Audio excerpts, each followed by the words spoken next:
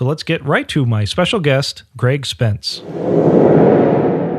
Greg Spence is a Yamaha artist who is a top-call studio session player in Australia, based in Melbourne. He is probably best known for his 12 seasons as lead trumpet on Australia's hit TV show Dancing with the Stars. Greg has shared the stage with greats like Herbie Hancock, James Morrison, Jerry Lewis, and Shirley Bassey. Greg has received international acclaim for his mystery to mastery method to teaching brass winds. In fact, his YouTube videos have received hundreds of thousands of views. As this episode posts, Greg will be traveling around the world, visiting the United Arab Emirates, Europe, and then the United Kingdom, giving lessons, master classes, and performances. I had the pleasure of sitting down with Greg on our recent trip to Australia after a wonderful espresso that he greeted us with, so please enjoy my interview with Greg Spence. All right. So we're here in Melbourne, Welcome. Australia, with Greg Spence. Greg, thanks for joining me. My absolute pleasure. So let's get right into it. Can you tell us a little bit about how you started playing, what got you interested? Sure. I think from a young age, I had an ear for music. My grandfather was a drummer in an old-time brass dance band, and I think as a young girl, my mum used to play piano, and I remember as a young guy sitting down at a piano and pushing two notes together and going, gee, the semitones apart, yet they sound kind of cool. So I must have had an ear for music. I was fascinated by sounds, and as a youngster I heard from a very distant park someone playing bagpipes, and I thought, that sounds interesting. If the wind was blowing the right way, I could hear it, and my dad said, you're not playing bagpipes, and for which I'm eternally grateful. Don't mean to offend any bagpipe players. And then, that proved that I was kind of into a bit of music, and apparently I wanted to play saxophone. I don't really remember, but during my primary school years, apparently I had a bit of an interest in sax, but never really did anything. And then we moved to a place called Wodonga, Albury Wodonga on the Murray River, which is the border between Victoria and New South Wales. There's a brass band at the end of the road, and my mum went down and said, my son wants to learn saxophone, can he join? And they've gone, well, we don't have saxophones, but he's more than welcome to come along and learn cornet or learn music, and then he can go and do saxophone later.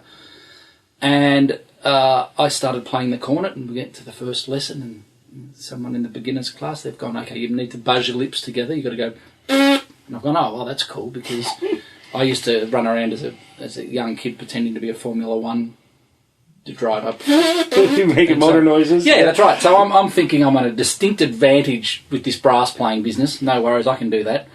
And then they gave a mouthpiece and said go away and buzz that. And I couldn't do that.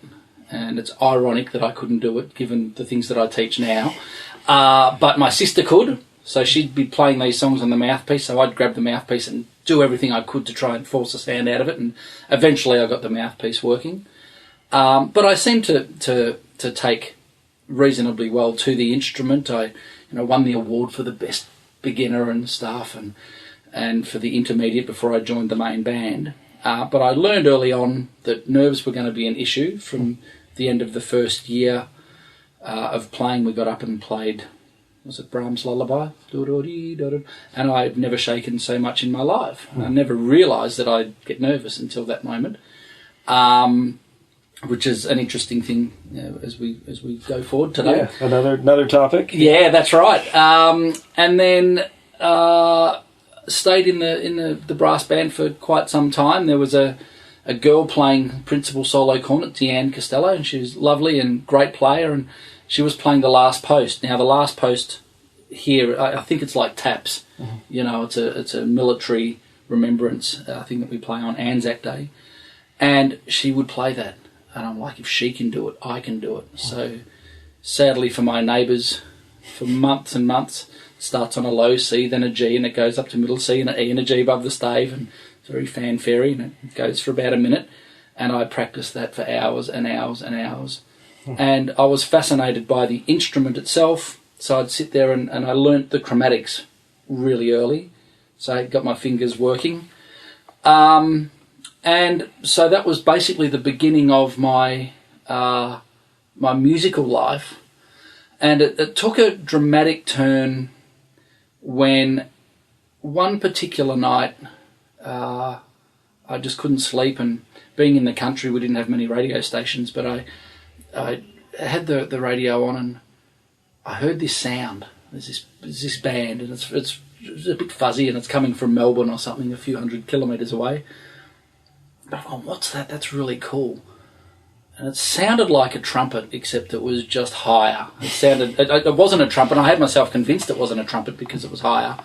And then there was this really groovy tune and someone improvising. And look, I hadn't heard any jazz really. When I was younger, my parents would have one of the old trumpets, a go-go or something in the background in the car when we went on holidays. So I'd heard some different music besides brass band, but I certainly wasn't into jazz or anything.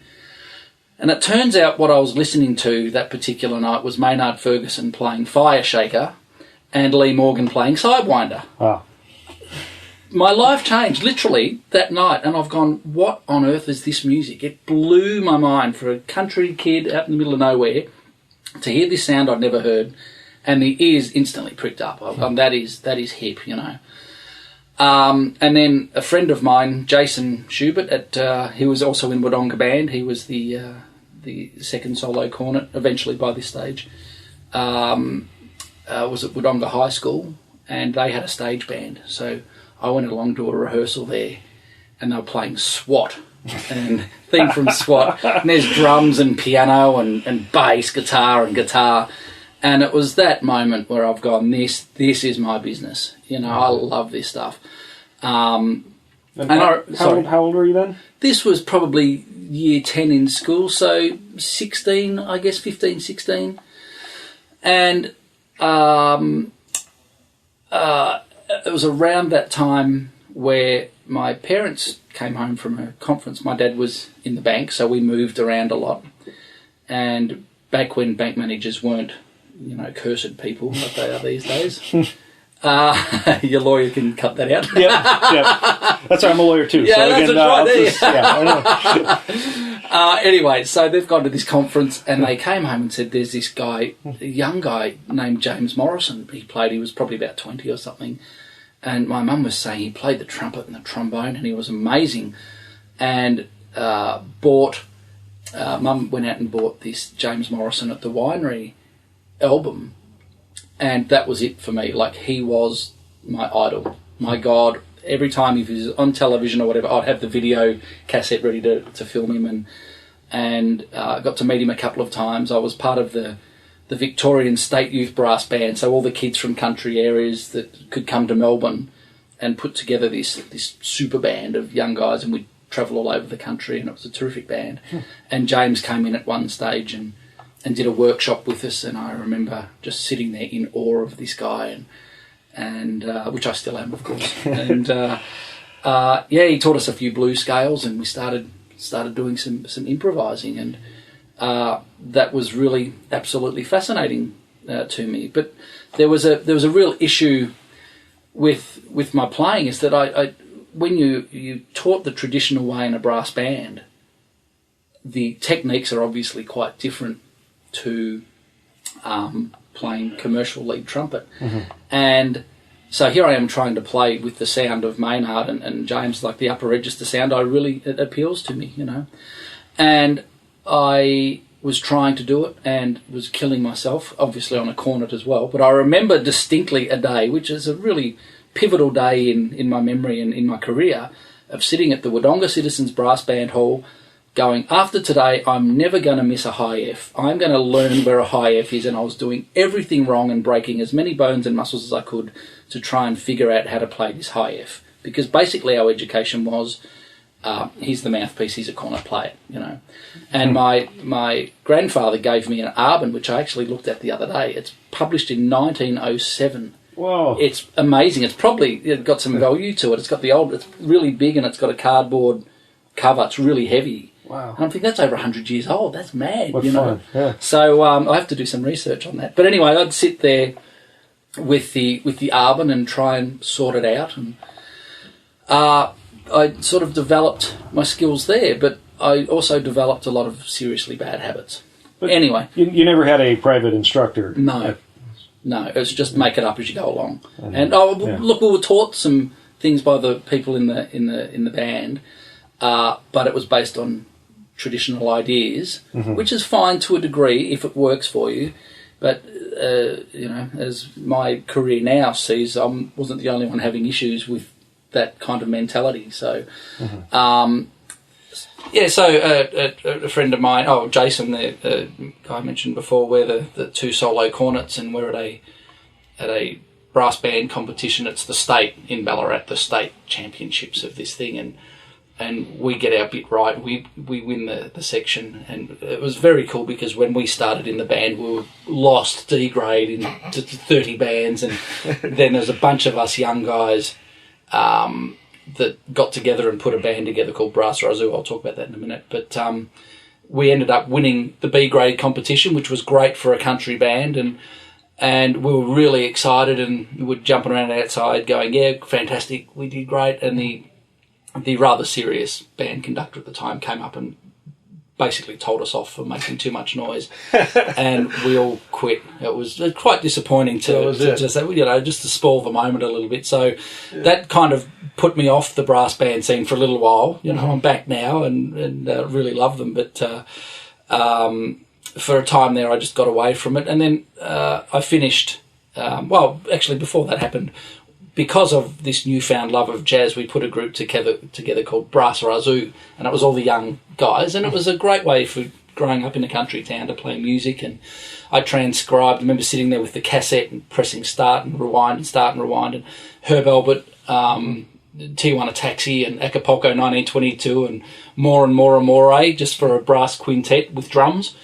And then and James Morrison's version of St. James Infirmary Blues and Basin Street Blues, and we'd play the Old Rugged Cross, and we'd play all these arrangements on gigs, And so you didn't have access to the music? So no. I just sat there with a tape player and rewound and wore out Mum and Dad's cassette recorder. Do it yourself? Yeah, absolutely. Wow. And coming up with, I didn't know chords on the piano or anything, but you could tell just by listening whether the notes were right. I did a pretty good job on the harmonies and all that the Tijuana brass thing. So then I sort of gave up playing a little bit. I ended up getting a trumpet because the trumpet was the thing, but I didn't really play much. I finished high school and my parents were really, really supportive of music, but a little concerned for it to become a career, and suggested I explore other avenues and keep the music as a backup sort of thing.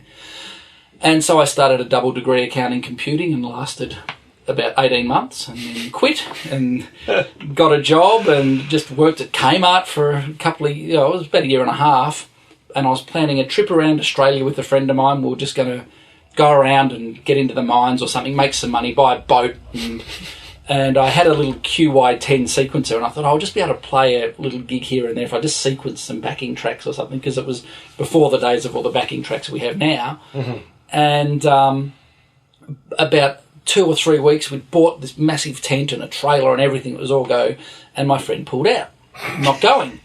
So I quit my job and said I'm going to Melbourne to pursue music. I hadn't really played. I was in a band called the Fiji's Wangaratta Big Band. Now, Wangaratta is central Victoria, and it's now the home of jazz probably in Australia. Although James Morrison, with his new academy over in Mount Gambier, there might be a bit of a war between Gambier competition between Wangaratta and Gambier. But I played at the very first Wang Jazz Festival in this Fiji's Big Band, and I was playing lead in that and killing myself doing it. But that was once a month and really wasn't playing, and I started to miss playing. I never ever anticipated being a musician. That was never something I'd considered, but I missed playing, and so I thought I'm going to move to Melbourne, and Melbourne's an amazing music city, and I organised some auditions at some universities and colleges, and a particular university called the Victorian College of the Arts, which is a wing of Melbourne University, had a great jazz course there, and so I've turned up for my audition, and it at the time was very much a free improvisation, develop your own voice kind of course, and so I've gone in there and the audition panel were there, and a guy named Brian Brown, a really renowned improvised sax for improviser, and I can't remember the second guy, but a guy named Reg Walsh on trumpet. Reg is basically the biggest mentor to all of the Melbourne trumpet fraternity. He's still around now, and he plays great. He's a fantastic guy, great educator. And he was on the panel. And so I get up into this audition, and they say, okay, well, I had to play a blues. So I played a blues with the backing track, and I think I'd typed out the piano score of Misty into this sequencer and played along with that, which I look back now must have been as cheesy as hell, but at the time it's all I knew. That's what you had. That's what I had. So a blues and Misty, and then they've gone, okay, well, play something you've never played before. Oh, okay. And so I just start, and they've gone, no, play something you've never played before. Oh, okay. They go, no, you just play and swing. I said, well, they said, okay, play a banana. And I'm standing there looking at these guys, and I thought they were kidding. Yeah. They've got to play a banana. What does a banana sound like? So I had to make something up. And they've gone, good. Play Bushfire. And I remember saying, look, and I meant no disrespect by it at all. I said, I don't know what trip you guys are on, but I'm into it. I just don't get it. I'm prepared to learn. I've left my home. I've quit my job. I'm coming to Melbourne to do the thing. I'm being asked to play a Bushfire. That's fine. But I don't get it. Prepared to learn. And I left that audition going, I hate that place with a passion. Uh-huh. But it turns out that Reg heard me play and went, he'll be great for the big band. And I had improvisational skill. I don't know the language. It was all by ear.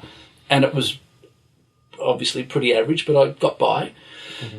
And so I actually got accepted into the place. And I remember walking past it before I got accepted, saying rather rude things about the place, and now I teach there.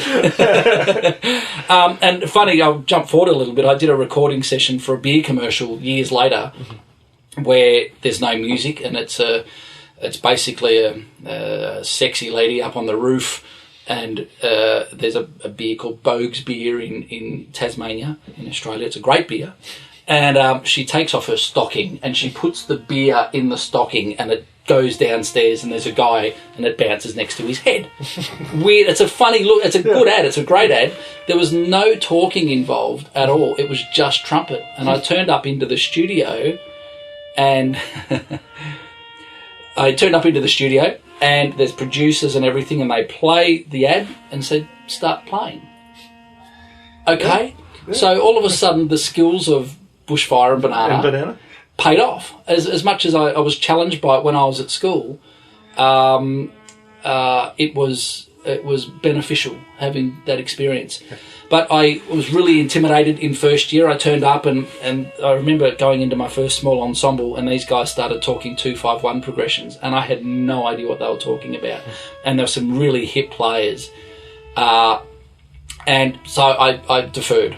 I did 12 months there, and just thought I need to get away, clear my head, and learn some stuff, and then come back. So I went away, and I ended up doing a 16-week tour of the east coast of Australia with a Blues Brothers cover band, and we'd work 5 nights a week. It was cool. What fun! It was great. It was great, and I met a couple of really cool guys from Tasmania, because the band was called Blues Brothers Revival. It was the first of the concept bands. Now they're everywhere. Mm-hmm. This was the first one in Australia, Blues Brothers Revival, and I met a guy, a bass player who is now in New York doing amazing things, called Matt Cloessy. He tours with big names, and he's just even then a gun player, and I ended up helping him get into the College of the Arts, and he's gone on to great things.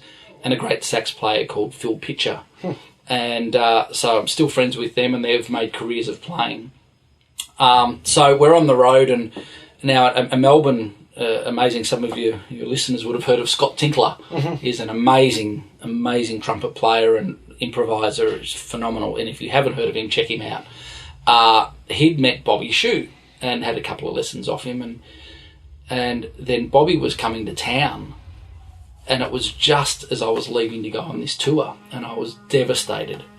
And we end up on this tour up in Cairns, which is North Queensland, miles away, and one of the guys from the band runs in and says, Bobby Shoe's playing in the mall tonight. And I've gone, there's no way. You're just making fun of me. Because I was spewing. They knew that I was spewing, that I was missing Bobby. Lo and behold, Bobby Shoe is in Cairns when I'm in Cairns. The chances of that ever happening are ridiculously low. Yeah. And so, of course, I've gone out there and with goatee and shaved head, because we're all doing the Scott Tinkler goatee and shaved head thing. And I've gone up to Bobby before his gig and I said, I'm a friend of Scott Tinkler. And he goes, no joke. I could pick that a mile away. I said, look, I'd love to get a lesson. I think I'm doing a lot of things wrong. I'm getting headaches on gigs, and I had a bit of range, but I was really seriously killing myself playing. And so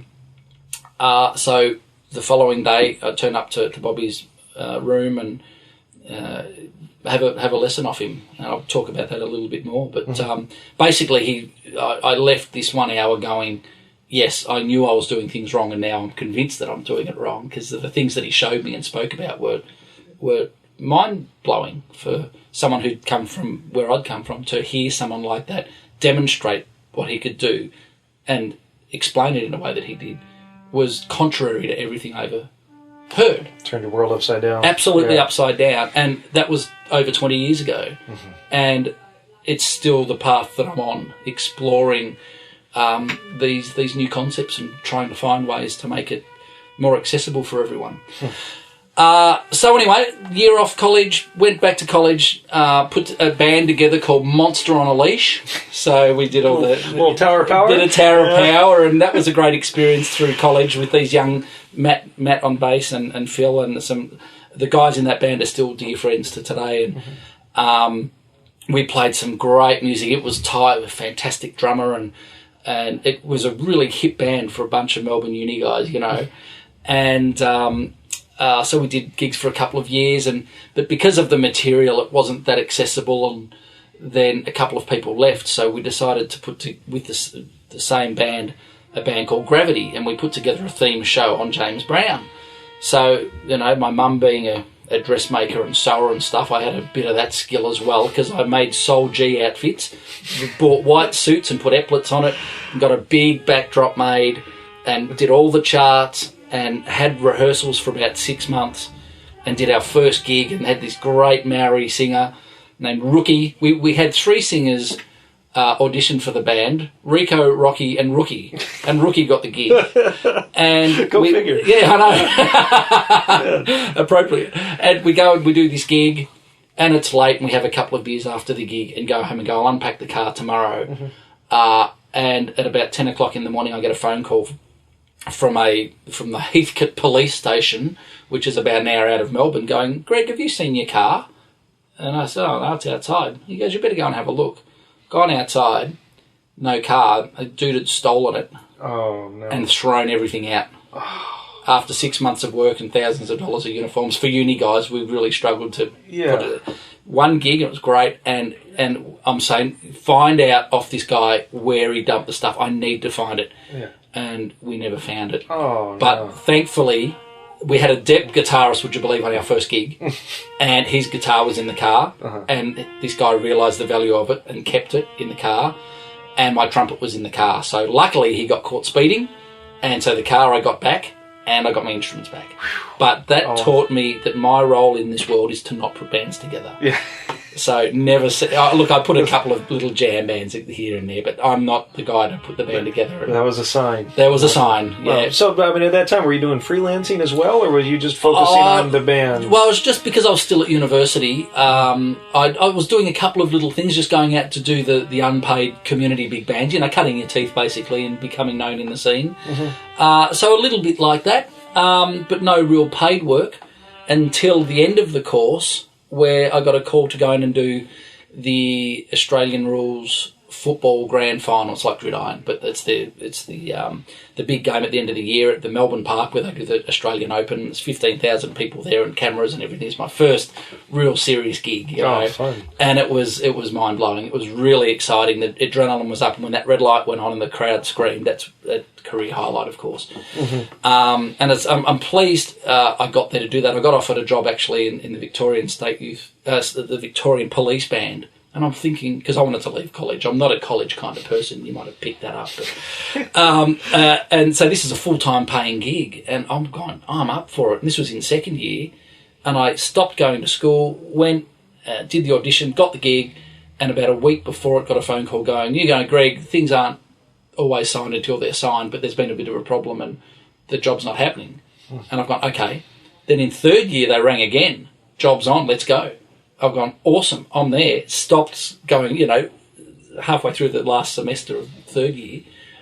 And a week out, sorry, Greg, I know this is going to be hard for you to stomach, but the job's no longer there. And they never filled it. Now the band doesn't exist anymore, which is a real shame. But thankfully that happened because the freelance career that I've had has been extraordinary. You know, it's been fantastic.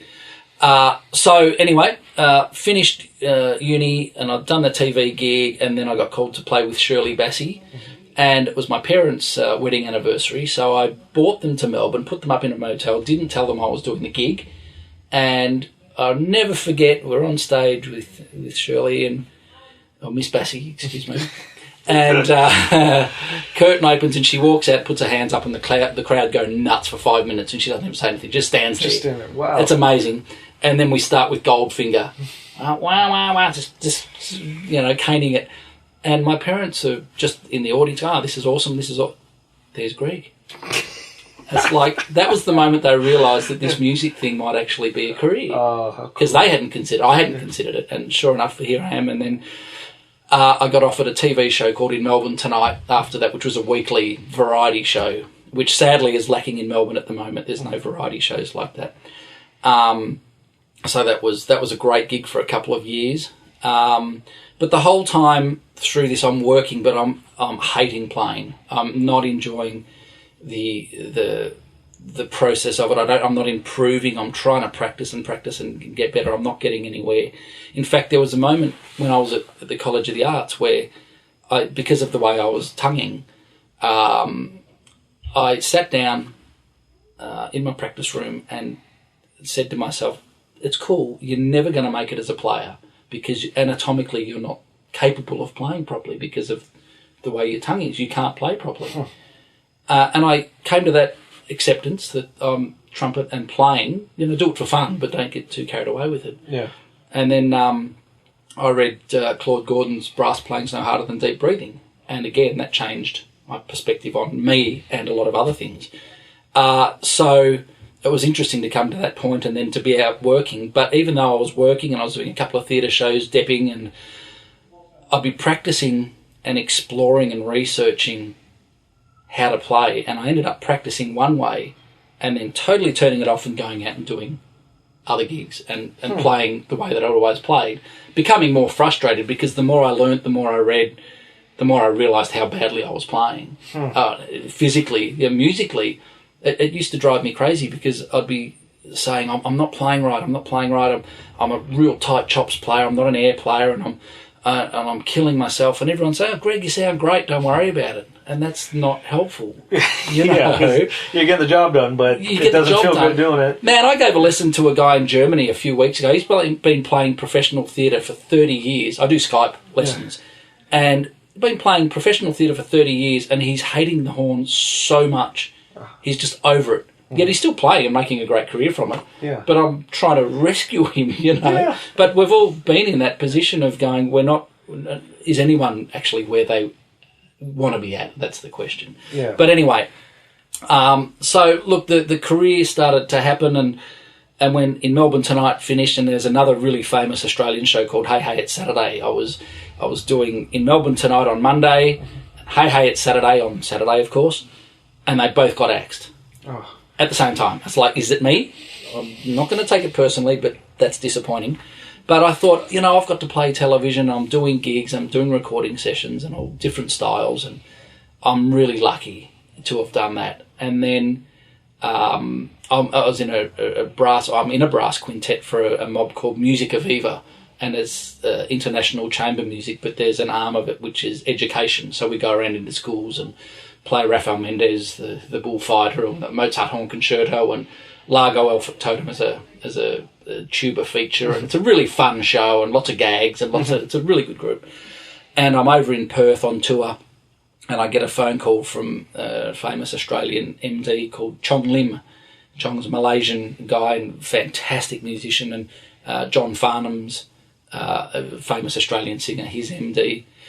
And he goes, "Great, I've got a TV show for you, and it's ballroom dancing, and it's Pauline Hanson, who's a very controversial politician over here, and the ex-host of Hey Hey It's Saturday, who'd gone off TV for 10 years, ballroom dancing." And we both laughed, going, "It's going to be the biggest flop in television history." Of course, it's called Dancing with the Stars, and that was 10 years ago, and 14 seasons later, it's still going. So that's why I'm not a TV producer, because I have no idea. But that's been an amazing gig. It's perfect for what I love about music and the variety, and it's just a great gig, you know. And I've just had some really wild experiences. I got called, thanks to Ralph Pyle, who you've been involved with, great trumpet player from Sydney. He couldn't do a gig with Herbie Hancock up in Queensland, and he rang me and said, "Do you want to do it?" I said, "Love to." So I went up to play with Queensland Symphony. And that was a really interesting gig because I think in the November, Bobby Shew would come out again to Australia, and I had a lesson off him, and everything was working. I felt like I was on the up, and then Christmas happened and a bit of a break, and let's just say things crashed. Probably more mentally than actually the result in playing. Mm-hmm. But long story short, by the time I got to Queensland to play this gig, I felt worse about my playing than ever, and it was horrible. And I remember sitting there, and we're playing Maiden Voyage, and all you can hear is this muted trumpet and some strings, and I'm looking down, and I'm kind of in my head freaking out. Now, people can't hear you freaking out. That's silly, but it happens. Yeah. And so I'm playing this thing, and as nuts as this might sound, it's as closest to an out-of-body experience I'll ever have, because the sensation was so overwhelming, sitting there, playing it, and going, "That's you." And that's Herbie Hancock down there, and Vinnie Colaiuta on drums, and Nathan East on bass. Man, it was just such a rocking gig. It was amazing. And here I am freaking out in my head. And here's Herbie just loving it. They're just playing. Mm-hmm. What are you worried about? You're here to do a job. Just do it. If you weren't able to do it, you wouldn't be here. Relax. And I remember, actually, I wasn't pushing the valves down. I was standing next to myself looking at, "That's you. That's you. There's a few strings and it's Herbie." It was too overwhelming to actually get my head around. And it was just in that point where I was at my lowest mentally about playing, that I had this moment of going, "This is ridiculous. Just enjoy and think about the music. Turn it off." So that was a really incredible gig. And one thing I didn't mention with Brass Razoo back in the brass band days, in about 1990, James played at the Albury Convention Centre, and so we're all there, front row, all teenagers, and James's instruments are all on stage, and I'm as nervous as anything because I'm getting to see him play for the first time. And we've got our Brass Razoo business cards and thrown them all over the stage, as only teenagers would. And he actually eventually gave us a mention at the end of the gig, which was pretty funny. But I'm sitting there watching it and in awe, absolutely in awe. And, again, my poor neighbours, we got on our bikes after the gig, rode home, and trumpets came out and started playing, just so inspired. And then I got called by James's manager not long after the Herbie Hancock gig to go on the road to fill in for a few gigs. And lo and behold, we're at the Albury Performing Arts Centre. For the same place? Same place, almost to the day, 20 years later.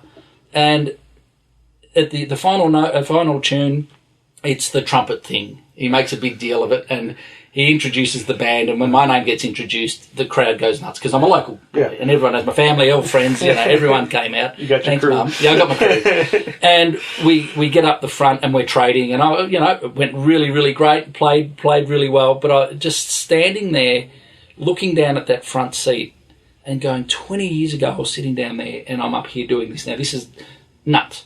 I don't know how this happened, but here I am.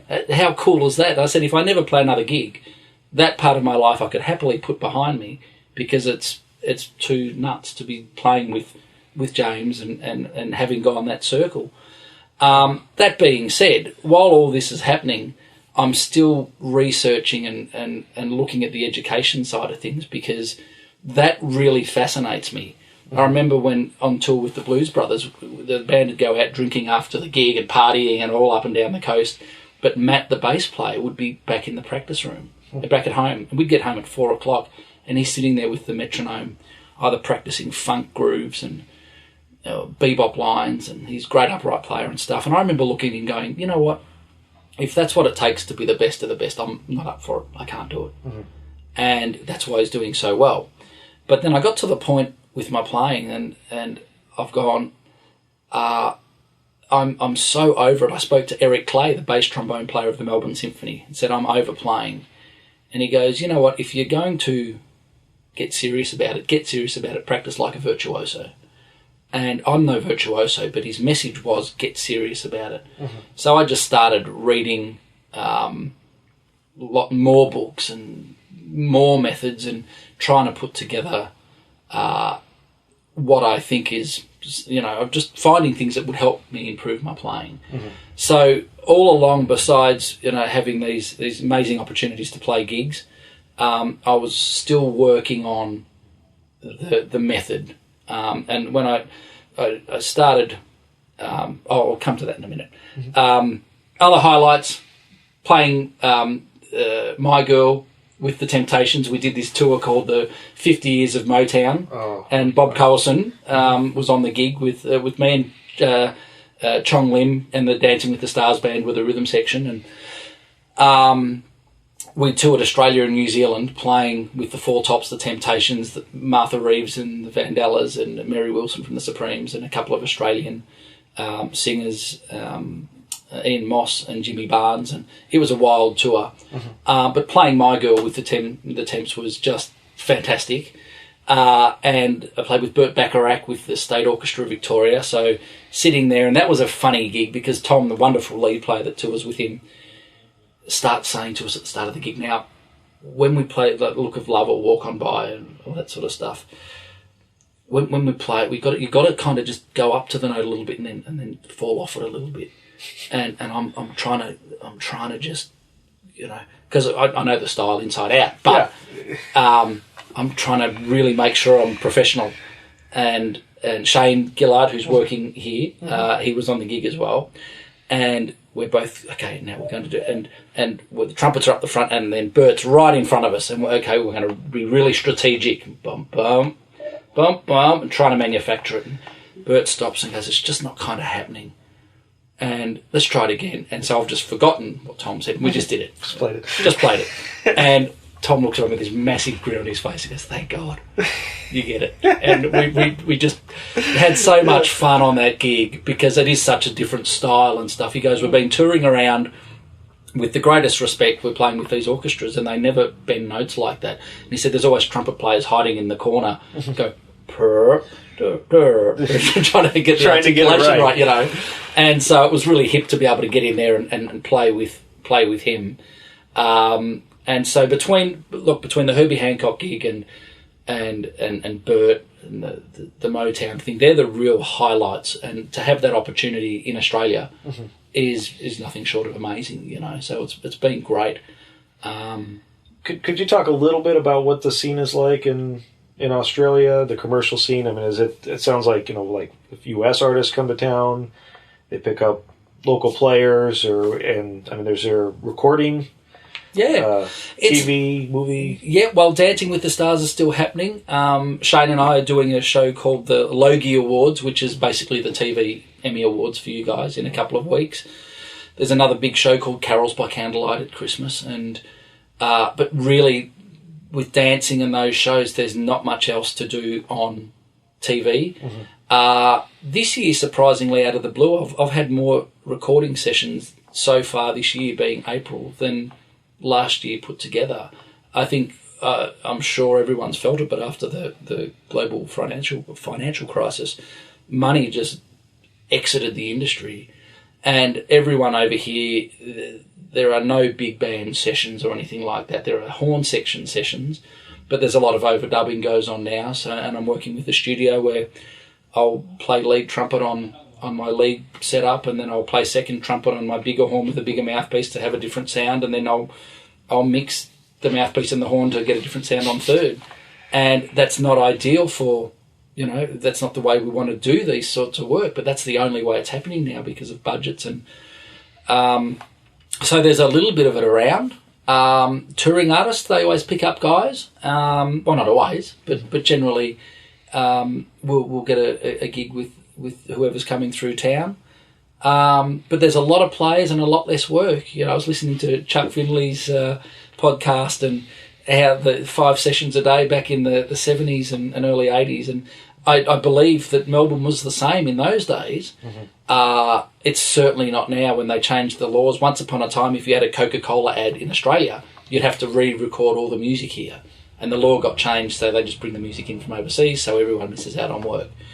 And so it's quiet in that respect, but Melbourne is a pumping music city. You can go out any night of the week and listen to any style of music, whether it's brass sections or independent bands or you name it, everything. A lot of a good Latin scene, a lot of rehearsal big bands and a few pro big bands. I'm with the band called the B Sharp Big Band, of course, and it's put together to do corporate work, and it's a fantastic band focusing on 20s, 30s, and 40s sort of stuff. As far as other work, there's always work around. People are can tend to fall into that rut of the industry's dead, there's nothing going on. Yet I know some young guys who play their backsides off and have created their own opportunities, like the guys in a band called the Cat Empire that have played on The Tonight Show and do amazing gigs in Times Square and travel around the world. They're a bunch of Melbourne guys that write great music and are into it, and they travel and play. So you can make your own opportunities if you're into it. It's there. And Melbourne, of all places, you've got the opportunity to play in good venues and have an appreciative audience. The trumpet scene in Melbourne is really healthy. A lot of really happening, I'm saying really a lot, aren't I? A lot of young guys coming through, and they're really good. Really, really good. really good. In fact, they're too damn good. Talking with Shane before, a young chap named Dan Beasy, he's equal to the best lead player this country's ever seen. He's just an extraordinary trumpet player. And these guys, talking to Bob on the way here in the car and talking about the scene and how things have changed and how work changes and how YouTube and the modern age has changed the way that we teach and the accessibility to top quality playing and performing. Like once upon a time, unless we heard it on television or you bought an album from overseas, you're not going to hear anything. Where these days you're trying to get people to realise, especially kids, dude, you've got the opportunity to, here's Cherokee and here's whoever playing it, and it's right there. Here's the sheet music. Here's 10,000 people playing different versions of it. Wynton Marsalis, there it is, right there. You couldn't just have that before, and now it's on tap, and so that is flowing through into the quality of performer coming out. So I've got a lot of great friends who are fantastic musicians that travel all over the world, and they always end up back here going, Melbourne's the best city in the world, and as much as we love other places, they always come back because the scene's great and it's a really nice place. Well, yeah, the YouTube comment, I think that makes a good segue into the education side of what you do. Sure. You've kind of alluded to all the struggles you've had in figuring things out. When did you finally end up at your mystery to mastery? Okay, well, what happened, basically after meeting Bobby, and without going into too much technical detail, there's a thing called K-modified tonguing, which is when you say the letter K, the tip of your tongue is behind your lower teeth. And you go kika, and it's the back of the tongue that articulates. When I'd met Bobby and had got his concepts, and after this day of going anatomically, I can't play like everyone else because everyone's trying to get me to tongue with the tip of my tongue behind my top teeth, and I just can't do it. Having said that, I can now, but back at the time, I was being taught to do something that I couldn't, and it wouldn't work. And so then I read Claude Gordon's Brass Playing's No Harder Than Deep Breathing, and that blew my mind. And this is a very interesting thing I'll get into. We're going to get controversial in a minute. That's fine. Love controversy. But, yeah, absolutely. Now, I learned so much from that book, and he made me aware of how the tongue changes position in the mouth, and the fact that Arbon and Herbert L. Clark and Alessandro Liberati, and I can't even think of the other guys, all these amazing players were tonguing, keeping the tip of their tongue behind the lower teeth. And I've literally gone cold. It's like after all the anguish that I've gone through, here it is. People, I'm not alone, you know. So then instead of fighting it and being down on myself, I thought, well, let's explore this a little bit more.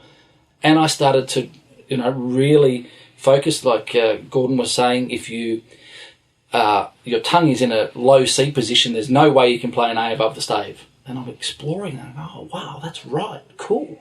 And then if you play an A above the stave, you try and play a low C with your tongue in that position, you can't do it. And I'm going, oh, that's awesome.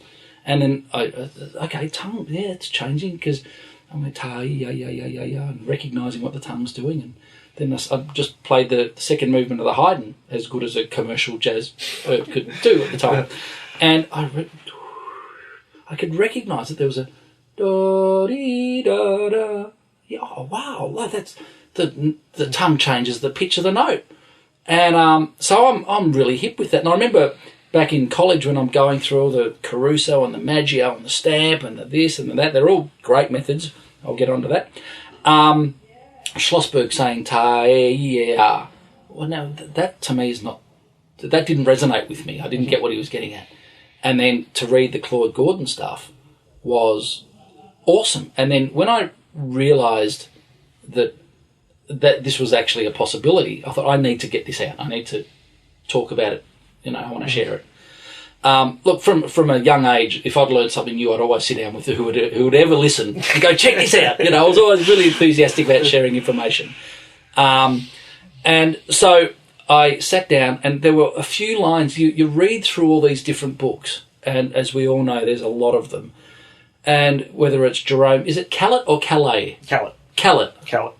Jerome Callett, I'm reading, and there's a line in there amongst all the other stuff.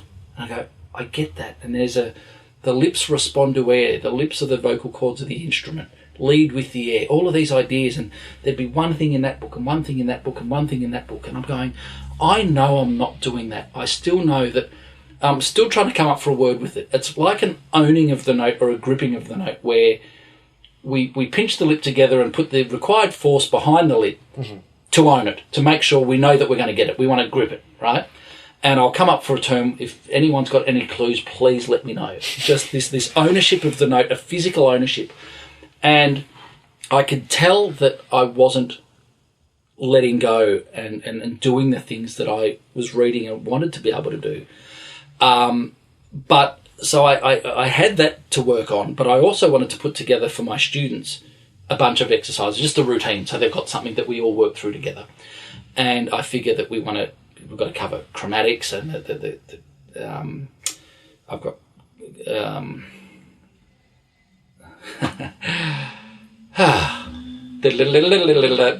not Claude Gordon, I've got Clark Terry in my head. The Clark. Clarks, that's why I'm thinking Clark Terry. That's not, God rest Clark Terry. One of my favourites. Clark Terry, I've Got You Under My Skin with Maynard Ferguson and Dinah Washington. One of my all-time favourites. If you haven't heard it, check out the double time line in about the second chorus of his solo. It's just divine. Still can't play it, but it's beautiful.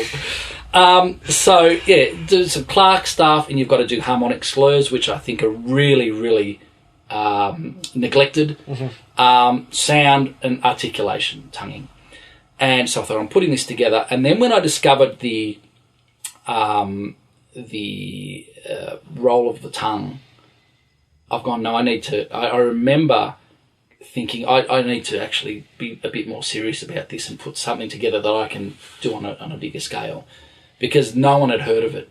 To the extent where, after I did a draft of the book, I'm jumping forward a little bit, I did a draft of the book and gave it to a particular player in town, and the response was, whatever you do, do yourself a favour, do not print this. That was the response I was getting.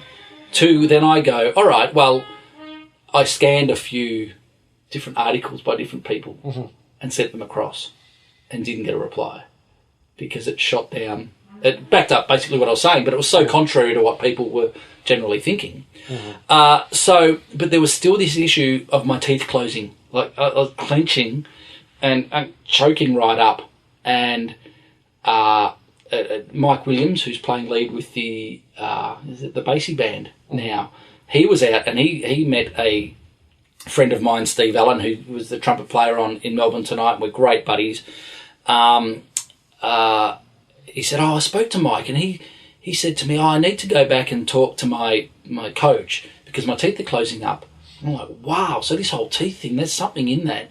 So I ended up getting an end of a pen and putting between my teeth to force me to keep my jaw open. And I put it in there, bit down on it, tried to play, felt like my mouth was 10 mile wide, and threw the bit in the bin and said, never, ever tell anyone you did that. That's really silly. 6 months later, end of a pen again. This must work, because by this stage I'm reading physics books and I'm reading more and more methods and getting more ideas about how sound is created. Thing between my teeth. Ridiculous. Throw it out, don't tell anyone. It wasn't until 18 months after, the 6 months after that, so this is an 18-month period, where I've gone, you know what, if the lips respond to air, you lead with the air. Now, the oscillating part of the lip responds to the air, has to oscillate freely. You lead with the air. I'm not doing that, but theory, the theory says and the science says that this should work. And for the first time in my life, I sat down and went, you know what, I'm going to sit here until I can play with this thing between my teeth, because it must work. In fact, to expedite the process, I started playing trombone, because I'd pick up the trombone and it would work naturally. And I go, that's the feeling I want on trumpet. So I put the trombone down, pick up the trumpet, and I could feel the grip. And as soon as I'd let go of it, because my teeth were so far apart, and for the first time ever, I sat there and went, I'm going to stick with this. And about 25 minutes later, trumpet, trombone, trumpet, trombone, relaxing. I was doing a lot of the Arnold Jacobs breathing stuff I'll talk a bit about. Making sure, if I'm going to be making some serious changes to my playing, I need to make sure the breathing mechanism is working correctly. So I was doing a lot of stuff with the Voldine and training the body to relax and open up and resonate. And for about 25 minutes, I'm going to stick with it. Horn on, no sound. And then out of the blue, I just let the air go. The corners engaged, the middle of the lip let go, and this sound went bang! And I went cold. Trumpet down on its stand. I'm not going to try and do it again. I'm too smart for that now. I'm older. Don't try and do it again. You're just going to screw it up. Once is enough. Once is enough. Put it down, go and have a coffee, and internalise the sensation of what happened. I walked out into the passageway and said to my wife, I'm going to write a book on this, because it's not out there. It was a massive life-changing experience. Not that it's not out there, but it's not common knowledge. The common knowledge is still, and I deal with it every day, you've got to buzz your lips together and blow harder to play higher. So if I go back to when I met Bobby, because this was the start of it, I've gone in there going, Bobby, I'm really killing myself. I think there's something wrong. He goes, okay, well, mind you, he gets up in the morning, shakes himself off, bit of flapping, and getting blood circulating, puts his harmonium mute in and plays low C to double C, mezzo piano, chromatically. And goes, okay, what do you want to learn? I said, well, let's spend 5 minutes doing that, and then we can get on to the rest of the stuff. Right? Amazing. Yeah. Amazing. And he goes, where's your airstream going? And I've gone, oh, it's hitting my chin and going down my feet. He goes, okay, well, you need to get your airstream out straight.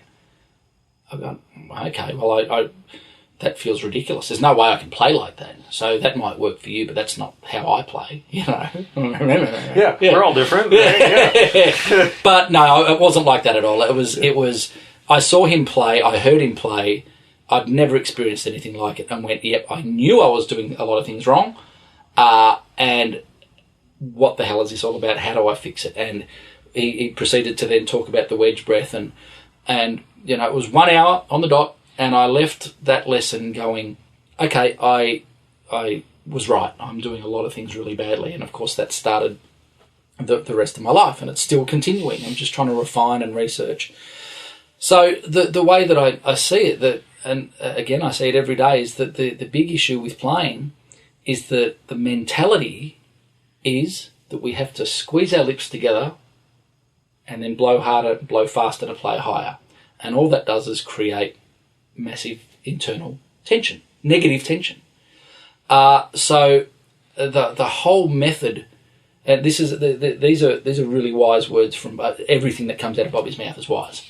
But he goes, and in fact he sent it from George Emerson or someone like that, had sent him a little message going, if you adhere to the physics, there are laws of physics that need to be abided to, and if you abide by them, any method will work for you. But if you ignore them, then no method will work for you. So a lot of my teaching on my site is just free videos. There's the concepts. Take it. Now, you need to strategically introduce it, hence the way it's set up, basically in semitones, to make sure that you're covering off the basics of tonguing, articulation, slurring, all that sort of stuff. Mm-hmm. But it's just, even from that, and that was 20 years ago, I was really fascinated. I actually spoke to Bob on it, about it on the way here. There is still this lingering belief that the lips must touch to create sound on a brass instrument, which I was led to believe was incorrect. So then I've done a lot of research, asked a lot of questions, and it turns out that, you know, I'm not a scientist, I'm not smart, but I know people that are. And Bobby said, a friend of his, Chuck Howard, who studies all this stuff, sent me pictures of planes flying through clouds and vortices and all this sort of stuff. And I got on to the University of New South Wales, and this guy, Joe Wolfe, professor up there, goes, we set up a mechanical system of trombone and didgeridoo, and we set the oscillation off without complete closure of the lips. And I said, have you got video footage of it? And he went, no. I went, thank you all the same. But that was great, because I was challenged by someone at a university over in the States going, Greg, I love the way you teach, but I challenge you that the lips have to close to play sound. And I've gone, well, look, I'm just curious. And I don't care whether they do or not, because my whole teaching, it's about the visualization. It's about the internalization of sound creation. And if the idea of sound creation is to tighten the lips, hence I'm not a big fan of lip buzzing unless it's done properly for the right reason. Mm-hmm. If the idea is to tighten the lips, then you're putting massive strain under this system, and it's going to limit your progress over time. So I don't want the idea to be that. Even if the lips do have to touch, Arnold Jacobs goes, it's the psychology of the lips vibrating sympathetically on a stream of air. The psychology of. So it's the thought of. So really, I don't care. I don't care whether the lips touch or not. I don't care if I have to put my trumpet to my ear. If it sounds better and I play better, well, I'm going to go with that, you know. And Bob said in the car, he goes, they don't touch. They ride like a wave on the air. That's exactly what they do. Mm-hmm. And then, so with that knowledge, I can happily say, demonstrate, and if you've seen the videos at the side, I'll put the mouthpiece, I'll grab a visualizer. The best thing you can do is grab a tissue, in fact, and take a breath, and it's like a 4-step thing, hum a note, and actually learn to relax the body, and let air flow. And Rafael Mendez says in one of his videos, never force the air more than in conversation. And I'm like, I'm going to take that and go with it. Mm-hmm. And I go, well, let's figure out how much pressure's behind the vocal cords when we hum or sing or talk. So you take a breath and use the natural elasticity of the body, or the intercostal muscle, stretch, So in actual fact, a lot of the work done when playing is actually on the inhalation, not the exhalation. That's a release. And Bobby Shue said to me years ago, I found last week, or actually last month now, I tell a lie, the original paper that he wrote on. It's 3 pages of stuff from the lesson. And here I am for the last 10 years going, release the air, don't push it. It's not a push, it's a release. And 3rd line of this lesson, the intake of air, release of air. It's like, it's been there. Hello. Wake up, group. You know. It was there. It was there the whole time, you know. But if we recognise that when we take a good breath, expand, reduce in size, air moves easily, and you'll feel that there's absolutely no pressure behind the vocal cords at all. At a, that's easy to do. I'm talking now and doing nothing. You know, I couldn't slouch more if I tried, you know. And then let's take the idea that the lips are the vocal cords of the instrument. Let's take it the next step and go, I want the lips to interact with the air in exactly the same way the vocal cords do when we hum and sing. And if you can actually recognise how much resonance and sound can come from the body when humming with absolutely no work, and I need to put a disclaimer sign up here. I'm not for a second saying that there's no work required to play at loud volumes over, 3.5 octaves of the instrument. But for the purpose of this exercise, you don't have to do really anything to create a big resonant sound. And if you let go of the oscillator, then they respond to the air, and the sound that can come out is huge. It's resonance based on the shape of the body, the shape of the face, matching a frequency of the pipe.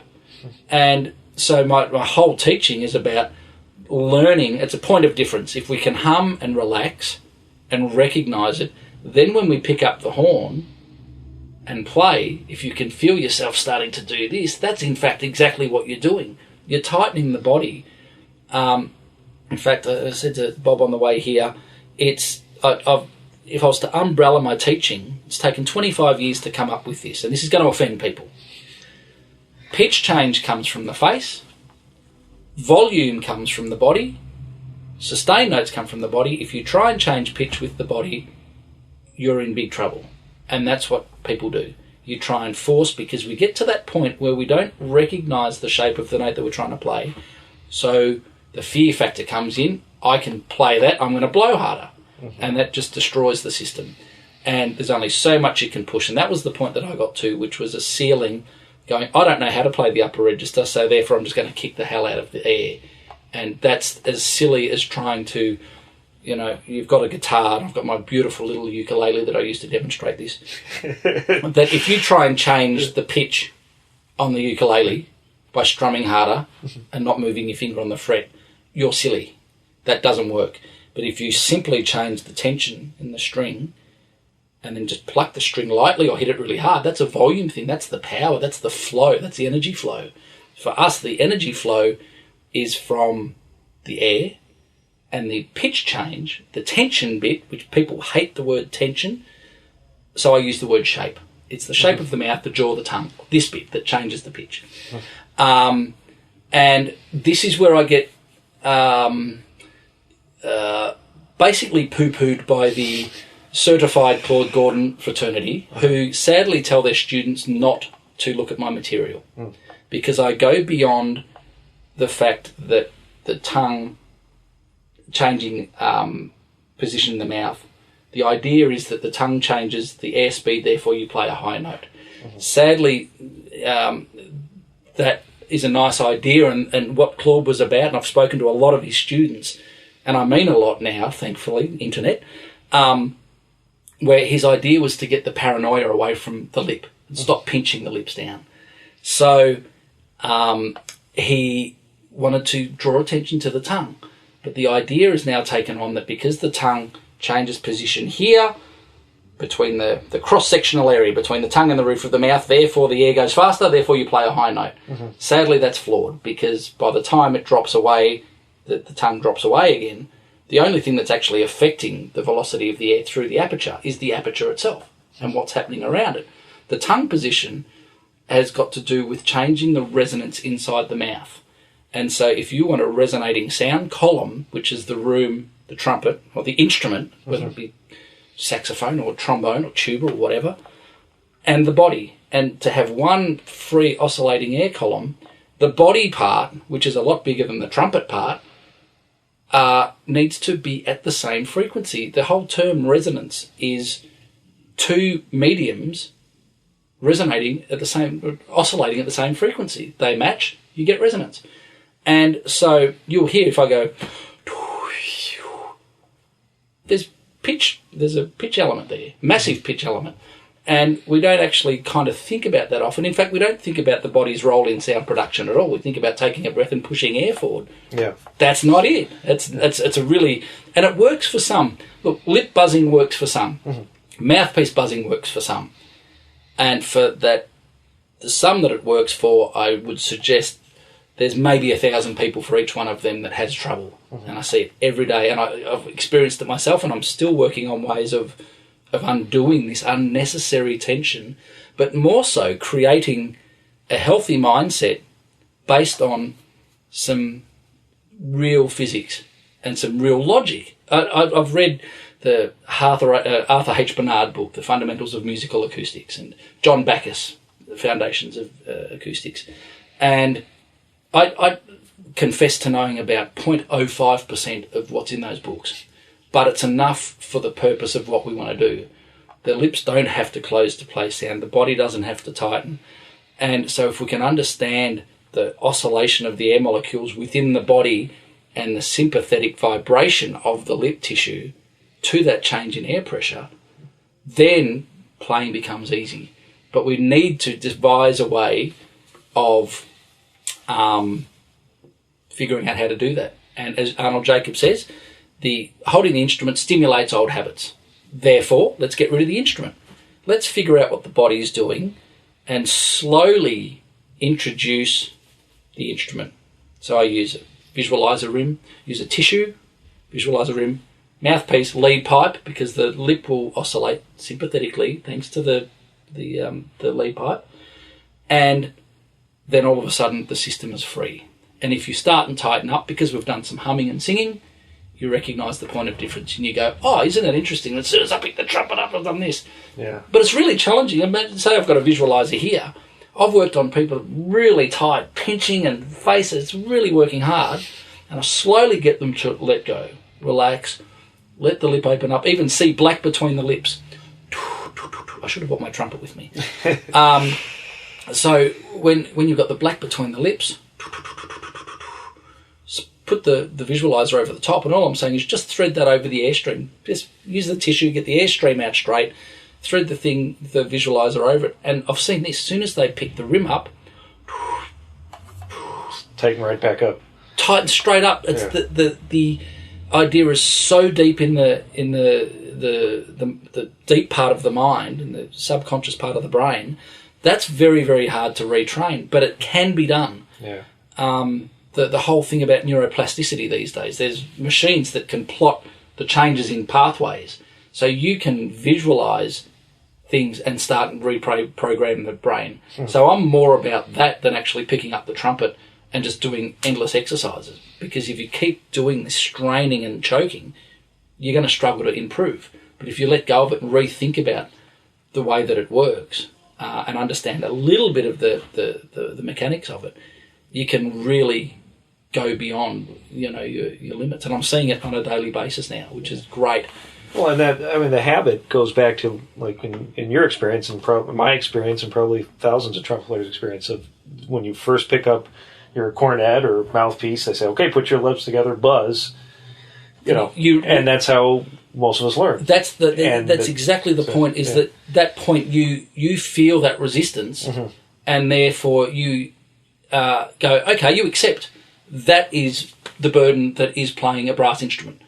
And it's set from that very first point. You're dead right. So how do we not have that happen? Is the best demonstration. I've got a couple of 7-year-old students at the moment, and it is awesome having them because, yes, they're my guinea pigs, but they're not. I know it's going to work, but seeing how they respond to it and seeing the results is nothing short of fascinating. When you go, just say you've got one of those school things, you've got to demonstrate, who's going to play clarinet, who's going to play trumpet and stuff. And And if a kid comes up and you demonstrate with the tissue and go, welcome to the best instrument in the world, the trumpet, and then just let air out. Don't push, just stay relaxed, and then say, this is how the trumpet works. You don't say anything. You put the rim over. They see the gap between your lips and see that you're relaxed and having a nice time. Put the mouthpiece on. Oh, well, I can do that, And then I say, this is where the magic happens. Put the the lead pipe on, and the lip starts to oscillate. And that point right there, they understand that the oscillation is from the movement of air through a pipe. It's not from a push of air through tight lips. It's the complete contrary to everything we were taught. And it's such a powerful visualization for them to see that. And then you put the trumpet on and play something impressive, and they go, oh my God, trumpet's the best ever. I'm going to play it. Absolutely, absolutely. It's done there. But that initial thought is of freedom of movement. Now, if you've got that student and they get that, the sounds that you'll get out are nuts. Now, I'll just start and have a conversation. Like, it's all about conversation and music and stuff. So I'll say, what did you do today? And they'll be on the lead pipe and they'll say, oh, walk the dog. Okay, what did that sound like? And they go, on the lead pipe. And I'll go, oh, cool. And I'll go, I went skydiving. Oh, cool. And then we have a conversation. And the great thing about using the lead pipe, especially for youngsters, is because, well, not just for youngsters, in fact, I use it with everyone, but in trying to get someone to play a low C or a G as their first note, that's actually quite a high note. Even though it's a low C, relatively speaking, it's not high, but it is for someone who's never played a brass instrument. Therefore, if we get them just comfortably playing around in that lower part of the lead pipe, and everything's free and moving beautifully, then I'll do exactly the same on the trumpet. Pick it up, no valves, but don't try and get them to play a pitch. Get them in a relaxed way to move air through the thing, and whatever sound comes out is beautiful. Mm-hmm. And then you have a conversation in there, and all of a sudden you'll hear the pitch going up and going down, and they'll bend and they'll tongue and they'll copy what you do. And then just when they least expect it, I'll take a big breath and just let out as good a low-sounding low C that I can and say, copy that sound. Mm-hmm. And they go, dot. They find it. If they don't find it straight away, you watch how quickly their brain's ticking over. Search, there's a low C, and it sounds like $1 million. It's awesome. And so if we can just then, as I said, with my umbrella of teaching, it's we've got this resonance in the body. If the body's tight, the sound is tight. If the body's resonating, the sound is resonant. Where does that stop? Does it stop at a middle G or a middle C? Generally, it stops a lot lower than what people think. So they're topping out on their range where their brute forces come to an end. Yeah. But the problems start a hell of a lot lower. So it's finding that point where the rot starts to set in. And if you can find that point and then start just based on sound, and that's a whole, there's so many psychological approaches to teaching. There's the Bill Adam approach, which is produced the best players in history, have a vivid understanding of the sound. I couldn't agree more. However, there are people around that can hear beautifully what they want to sound like and can't do it. Mm-hmm. But they can't figure out why not. And when you start and make them realise that their sound is starting to diminish on a middle G and they can't slur from a low C to a low G without kicking air, that's where the problem starts, So it's breaking it right down, figuring out where the rot sets in, and basically based on singing, I call it the singing C, on a video I haven't put out yet, but I'm going to. Yeah, it's a beauty. It's basically the concept of my whole singing is my whole playing and teaching approach is feeling like you're singing, letting go, and the 4-step thing I sort of touched on before. First step's hum. After a good breath, expansion, reduction of the breathing system. Then you've got to open your mouth. You can't play with your mouth shut. Ma. Now, instead of thinking about pulling the lips in from top to bottom, I've got to engage the corners. Ah, no tension. Ooh, tension. Huh. Negative, not negative tension, positive tension. People hate the word tension. And I say, guitar strings have got tension and drum skins have got tension. Yeah. There's tension required. Or flexion. You can use the word muscle flexors, so it's flexion. It's semantics. Yeah. No tension. Or drawing the corners in, so the mentality is instantly from the sides. And as we ascend in range, this firms, but the middle of the lip doesn't pinch down. It doesn't. It's so strong. If I get anyone listening, you try it. Squeeze your lips together, top and bottom, blow as hard as you can, go push as hard as you can, so squeeze your lips down, don't let any air out. You will not be able to blow them apart. The lips, I don't know whether it's a paradox, but the lips are so strong, we think the lips make the sound, but you can't blow them apart. Yeah. Bobby's line, the lips are the biggest hindrance to the airflow. What a random concept. Don't the lips make the sound? Well, they're part of it, but they don't make it. Yeah. But we've got this deep belief that you got to blow hard and pinch. That's not it. And you can keep doing that, and you be like my mate in Berlin who's killing himself. I've taught people that have been playing for 50 years and they hate it. Yeah. And then as soon as you open them to a couple of real simple concepts and they feel their body starting to resonate on a low note, and then they find where they start to choke, job's done. Then we just strategically go around going, okay, well, basically it's like you're sitting there and I've got a red hot boulder and I'm about to throw it at you, and I'm saying to you, just relax. You're not allowed to flinch. And of course you're going to flinch, but eventually you go, you know what, that makes sense. That's not going to burn me. In fact, it's just a bit of plastic. And you can relax on it. And then when the body is doing the correct thing, sound is pure, it's easier to play. And that's all this is about, is hopefully improving efficiency and improving your technique to enable anyone to go beyond what they can do. That's what it's about, And the beautiful thing, because it's about efficiency and just sound production, it applies to any kind of player. Totally. I mean, beginners like your 7-year-olds, comeback players who are, played in high school and then now they're retired and realizing they love the trumpet. Yeah. Professionals like. Yeah, I'm teaching as many professionals as I am comeback players or beginners, and not commercial. Yes, commercial, but not just commercial. It doesn't matter what style of music. It just so happens that I like commercial music, but that doesn't mean that these concepts aren't valid for... You'll love this. I gave a lesson to the principal bassoonist of the Berlin Phil. Daniel. Hello, Daniel. Great man, if you're listening. He said, I love this and I hate it. He goes, I got an email going, hi, my name's Daniel. I'm the principal bassoonist of Berlin Philharmonic. I always wanted to play trumpet, but I was told I didn't have the lips for it when I was in school. Now, let's go back to what I was talking about, introducing kids, and fancy saying to a kid you don't have the lips for trumpet. Yeah. Outrageous. Yeah. Anyway, so he heard the bassoon in the next room. He goes, that sounds like the voice, I'll play that. And now he's principal bassoonist of Berlin Philharmonic, so he's pretty good. Yeah. And he wanted a lesson because he plays trumpet, he's always wanted to, so now he's doing it, which is great. We're on the days off. So we get onto Skype and we're talking for the first hour about how you make a piece of wood resonate within the Berlin Philharmonic and in the big room and blah, blah, blah, all the stuff. And I said, you know what, I reckon the problems with bassoon, I've never played a double reed instrument, but I would suggest that the biggest problem with that is people pinching down on the double reed or trying to force too much air through it. He goes, that's it, in a nutshell. Tighten the body up, try and force too much air, too much tension in the mouth. No, that's exactly the same as the trumpet. So we're going off. Yeah. Then it's trumpet time. He picks up the rim and goes...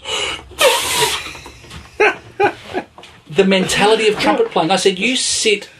I wish I had my trumpet here. Anyway, you sit in front of some of the best trumpet players in the world, and the sound suggests that it's hard work. I demonstrate in my lessons. I'll breathe out every single last drop of air that I can and go... It's a really loud high C. It's amazing what that can convert into. But you try and get anyone to do it, and they go, it's a demonstration more than trying to teach someone to do it. Yeah. Because there's too many things can go wrong. But to see the mentality, and it took me an hour to convince him of what I was talking about was correct, because I had to get him to let go. Eventually, I got him playing a really low note on the lead pipe, and then he realised that he could start and change pitch just with the mouth, just keeping the airflow steady. By the end, he was ripping up and down, that low harmonic on the lead pipe. And his wife, who's a really famous opera singer over there, she came around. She was behind the computer the whole time and said, "Man, that sounded like a singing lesson." And I said, "Well, it's sound production." And he's looked at his wife and says, "This man is a genius," which was kind of nice. Overstating it, but thanks. I'll take that every day of the week. Take what you can get, right? He just loved it when he changed. He had to change his entire mentality about sound production. I've got another student in Colorado.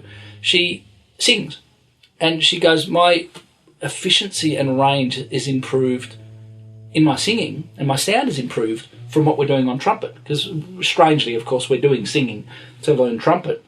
But in having a greater understanding of what generates pitch change and recognising negative habits that are only often very, very small, but if we can nut them out from a really remedial level and then get rid of them, she goes, she's more relaxed, more control, more flexibility and control of her vocals. To me, that's awesome, So it is, the concepts are, there's oscillation, it's got to come from somewhere. Yeah. And do we choke our voice when this is the thing, the really weird thing is that if a singer came in here, and started singing, da da da da da, right, you'd go, relax, let go. Yeah. Yet on brass, something's not working, we instinctively push harder. Oh, it doesn't sound right, it doesn't feel right, I'm going to push harder. Because that first time we played, we figured out that we could go from a C to a G, and if we tighten up and push harder, we get an extra note, and we do it more. I remember when I was at college going, I'm working so hard, if I have to work twice as hard to play an octave, I'm playing a high C, if I have to work twice as hard to play a double C, I'm going to break. I'm going to break things. I'm going to hurt myself. And ironically, I learnt off one guy, an amazing player in Australia called Noam Harris, who was in the Daley Wilson big band that toured America back here, I think in the 70s, an amazing high note player, 1.5 C lead player, but he would fall over on his bed sometimes, practicing so he could get stronger. And so I had in my head that it's all about strength. And for some dudes, it works. They're not efficient, but it works and sounds great. For me, it didn't work. For most people, it doesn't work because, as I demonstrated before, it doesn't matter how hard you blow. If your lips are pinching, you're in trouble, So then you look at Alan Vizzuti, and it's chalk and cheese, and I'm killing myself, and L plays like that. It's not a strength thing. And I had to change my mentality from going, I'm not strong enough. 44 degrees, which is about 110, out in the back practice room with my dear friend Paul Williamson, who's a great Melbourne trumpet player and teaches at Monash University. And we'd be out there doing these nuts practice routines. Got to get stronger, and just getting better at being bad, better at doing the wrong things. And it's only time and absolute love for the cause and dedication has allowed me to recognise that the way we go about creating sound on instruments, and often singing, is just coming from an instinct that is misplaced for some reason. I don't know what it is. Yeah. My nephew, who never played trumpet, Uncle Greg, I'd love to play trumpet. Cool. So I sat down and played a low C. Beautiful. He picks it up, tightens every muscle in his body, and proceeds to blow as fast and hard as he could. And so it just shows that instinct. And and sadly there are a few videos and the idea around that you've got to blow faster to play higher.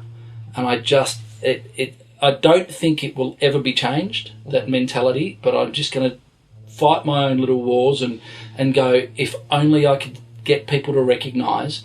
And the way that the exercises are set up in the book is you will recognise that if you don't engage the body, you can still change pitch quite easily.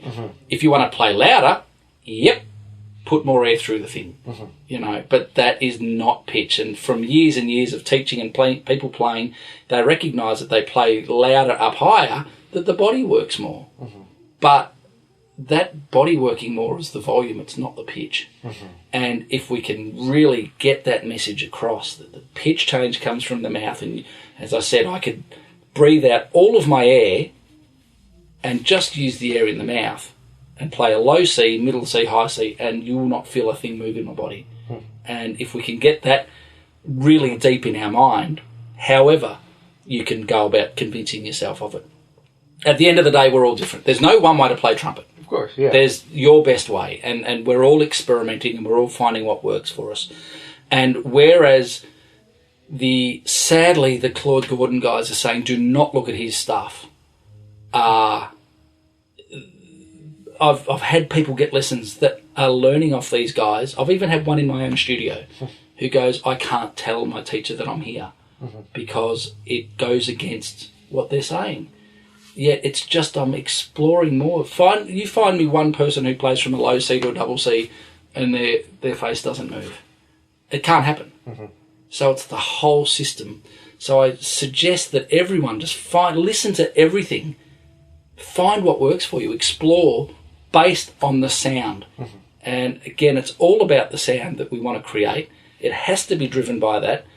And the end of the day, whether you're going to be playing big band, orchestral, improvising, what we're trying to develop is that connection between the musical thought, and the musical thought comes from seeing the notes on the page or hearing the rhythm section, the changes you're going to play. Arnold Jacobs, the sound that he plays with is a mirror image of what he hears in his head. He sees it, he knows what that note sounds like, and he goes, what should that sound like in the environment? And he places it there. It's right there. Yeah. That's what we want. We're trying to develop that connection between the musical thought, no thought. This is spiritual enlightenment, brass playing, mind you. I wish I was there. Occasionally I am, but not always.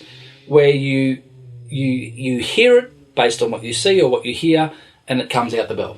There it is. Yeah. That's music. Yeah. And we don't want to be thinking about the mechanics. But if you're having trouble with your playing, and that's who I'm trying to appeal to, is, hey guys, if you're having trouble with your playing, consider this or consider this. But by no means would I ever say do not listen to that. Listen to that. In fact, if I find something that's controversial, if someone said choke up to play higher, I'll go, cool, really choke up. Choke up as much as you can and see how you go. Give it a shot. And then you'll go, well, that doesn't work for me, so you'll eliminate it. Yeah. Cool. You know. So that's what my teaching's about, and it's a work in progress. Yeah. Now, this is an audio podcast, obviously, but you have a whole host of videos online where you discuss a lot of the stuff, demonstrate a lot of things we've talked about. Yeah. And that's at mysterytomastery.com. Yeah, that's right. And you're flying around the world doing clinics and master classes. Yeah, it's right. Where are you going this year? Very, very exciting. This sounds like a bit. I'm being a little bit too keen on myself, but this is what happened. I went into Melbourne University, and the person who runs the brass department there says, "Greg, you are God in Denmark." And I just laughed at him and said, "You've got to be joking me." He goes, "Everyone over there watches your videos. They've all got your book. They love what you do." And I had no idea that I sit in my room and I teach people online and I post books off, But there's a big world out there, and the book is really popular, which is great, both of them, which is cool. Anyway, about a day later, I get an email from this guy saying, "Oh, Greg, by the way, what's this about?" Or something. And I've just replied, he was from Denmark. And I said, "Look, I'm thinking of coming over. I believe the website's kind of popular." And he goes, "You've got to come." He's on the Danish Trumpet Guild. He goes, "What do you want? We'll do this, we'll do this, we'll do this." And then the university in Ljubljana in Slovenia, the professor there, I didn't realise he was the professor. This guy just says, "Greg, your stuff is the best I've seen." He loves it, to the extent I sold 100 books to Slovenia. I'm like, what's going on? Turns out this guy's the professor of the school and everyone's played from it. Wow. So when I sort of emailed them in Denmark and said, "Look, I'm thinking of bringing myself over," they've just gone nuts. And so that sort of started what is now a 5-week trip. And Adam Rapper contacted me and said, "Greg, I hear you're coming over. Let's do a masterclass." So we're doing a sort of double bill masterclass in Copenhagen on, I think, 3rd of June. But I put on Facebook, I'm thinking of coming over. I did the Jesus Christ Superstar. I think it got cancelled in America. Jesus Christ Superstar Arena Spectacular. And all the British guys are all, it's all Lloyd Webber's band. It got cancelled 10 days out from a 5-month tour, or 3-month tour, 58 shows. Oh. And it got pulled a week before it. But anyway, I put on Facebook and copied a couple of those guys in saying, "I'm thinking of coming over." And then a guy in Scotland goes, "Greg, you've got to come up to Scotland. What will it take you to get here?" I said, "If I can get there by train and you say the word Lafroig, I'm there." And then so it's just sort of happened. I'm doing a masterclass in Leeds on the 20th of May. And that's moving well. We're getting good numbers. I'm at Phil Parker in London on the 18th of May. And then, so going up for a week through the UK. Previous to that, I'm in Dubai for a week doing the Centre for Musical Arts and kids stuff and grown-up stuff. And then basically it's whirlwind. I go across to Brussels and Ghent, and then in Belgium, up to Amsterdam for 3 days, Copenhagen for about 5 days, Sweden for 2 days, back to Copenhagen to fly to Berlin. And Gerard Presenza, amazing trumpet player, has managed to get me into the Institute of Jazz in Berlin. So I'm doing a thing there for those guys, and then heading down to Slovenia for the university for a couple of days, and then back to see my buddies in the Cat Empire play at Royal Albert Hall on the 16th of June. Fun. And then it's on the 14th of June. That's right. I left 15th to recover from that, and then fly home on the 16th. Ooh. So it's massive. It's a lot of work, fun. But it's going to be great fun. And the response has been nothing short of overwhelming, because, as I said, to me, I see the orders coming. I love replying to emails, and the vibe is great. But when I put it out there and then start seeing what's coming in and the enthusiasm of people, it's overwhelming. It's awesome. And I think I had a couple come out from Houston recently, and they've gone, they've both done their PhDs at North Texas State. They go, you have to come over here, and they're organising for me to go over in September to do some things. So there must be something in what I'm saying or doing that is appealing to people. And I think, given that I'm a boy from the country in Australia and live in Melbourne, there's a degree of separation where perhaps someone would not be able to do what I'm doing if they were living in LA or if they were living in London. Mm-hmm. They just wouldn't be able to get away with it. But by sheer distance and just by sheer passion of wanting to do it, I've just gone, you know what? I love sharing this stuff. I've got my friends who write music and do CDs and travel all around the world. They're good at that. I'm good at this. Why don't I just back myself? So that's when I put the site together and just put the videos out there and said, if you're up for learning something new, check it out. It's as simple as that. Oh, that's very cool. Yeah. Man, I'm having a ball. And you're available, as you've mentioned, for Skype lessons. So Skype is going bananas. You'll love this. Mm-hmm. You sit down, you never know who you're going to see on the other side of the camera. Mm-hmm. And the little circle goes, and all of a sudden the screen opens up and there's a guy in his car.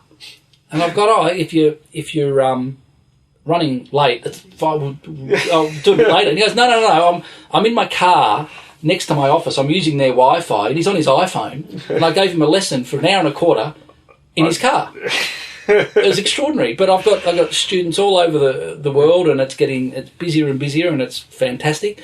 And to be honest with you, it got suggested for at least 12 months before I even considered it, because I thought that can't work. Mm-hmm.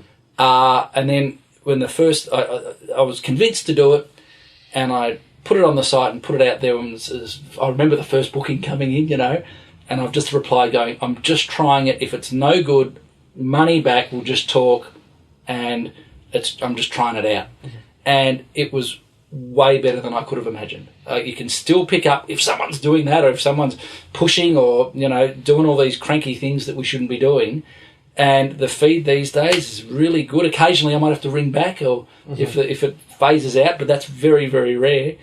And from Berlin to London, up in Wales and Leeds, I've got regulars, and the world's a smaller place these days. That's amazing. And it's not the same as being in a room like we are now, but it's not far from it. And the sound quality you can pick straight away. And if it's your only option, well, that's it. You have access. So that's great. And before we wrap up, a few little quick questions. Yeah. Do you have a routine that you do regularly? So, like, when you're doing the Dancing with the Stars or something, is there a set routine that you do day after day? Not day after day. It's not the same. As soon as you said that, I thought about the Caruso thing that I wanted to talk about, because I remember Chuck saying. Oh yeah. But no, it's based on what is required for the day. Mm-hmm. I will definitely start the day the same way, which is basically some good breathing stuff, a bit of flapping, getting the blood circulating in the chops, tissue visualizer, and that's a 10-second reset, reinforce. Because remember, I was playing 20 years one way, I've been playing 10 or 15 the other way. I haven't been playing as long this way as last time, so I'm still working on it, So I'll start off and just do basically the bronze medal stage of the book, which is low C, D, F and G, make sure the lip is responsive, the sound is pure, centred and resonant. If there's any scratch or if there's any dirt in the sound, if I'm beat up from a gig the day before and I don't have any playing requirements, I'll just come back in half an hour and I'll wait until the lips are responsive. There's no point pushing tired chops. That's dumb, So, but I'll sit there and get the sound happening. If I've got a gig coming up, I don't have much time, I'll just go through the fundamentals, a bit of harmonic slur. In the second book, it gets pretty wild. Like we're double tonguing 2 and 3 harmonics, and we're using the 7-valve combination of the instrument to, and you go as fast as you can. And that's, we could talk an hour about that psychology. It's basically disengaging the conscious mind. But I'll go through that. I'll do a couple of octave glissandos. We're ready to go. If it's a day of routine, as all my students will know, there's the approach of the circle and the square. The circle is the technical development, the warm-up, the where are we at thing. I've got a progress tonguing chart, and I'm going to put a progress slurring chart on the site where you can plot how long can you single tongue for and at what speed can you do it, because it gets faster, you can't do it for as long. So you fill that out. So fill out a box of that every day, whether it's a harmonic slur or tonguing or both. And you might do some range stuff, and this is all in the circle. Once you step out of the circle, there is no going back in. And you know what I'm talking about, where you've done that range exercise. Gee, it felt good this morning. I'm just going to go back and do it again. Don't do that. Or I did this morning. Once you're out of the circle, the square is repertoire. It's music. It's what we're actually meant to be doing, is playing music. And if you're halfway through your Haydn or your Tomasi or your big band chart or giant steps or whatever, and you go, I just want to do that exercise again, don't do it. Do it tomorrow. Stay in the circle, do it every single day, but don't keep going back in there. Focus on the music. The brain can't learn if you keep going back.